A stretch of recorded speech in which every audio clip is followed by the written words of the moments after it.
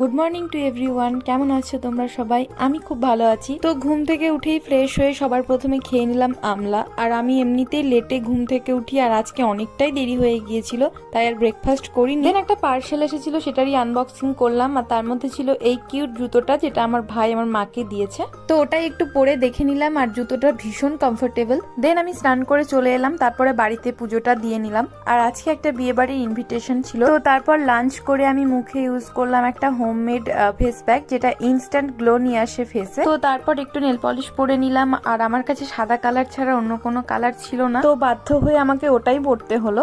আর এটা তোমাদের বলি, আমি যেদিন বিয়ে বাড়ি যাবো এই শাড়িটা আমার সেদিনই রিসিভ হয়েছে, তাও আবার বিকেল বেলায়। আমি তো ভাবছিলাম শাড়িটা হয়তো আর আসবেও না, আমার আর পরাও হবে না, কিন্তু শাড়িটা চলে এসেছিল। আর এত সুন্দর শাড়িটা, সবাই খুব নাম করেছে শাড়িটার। তোমরা জানিও তোমাদের কিরকম লাগলো। আর বিয়ে বাড়ির ব্লগটা আসছে নেক্সট পার্টে।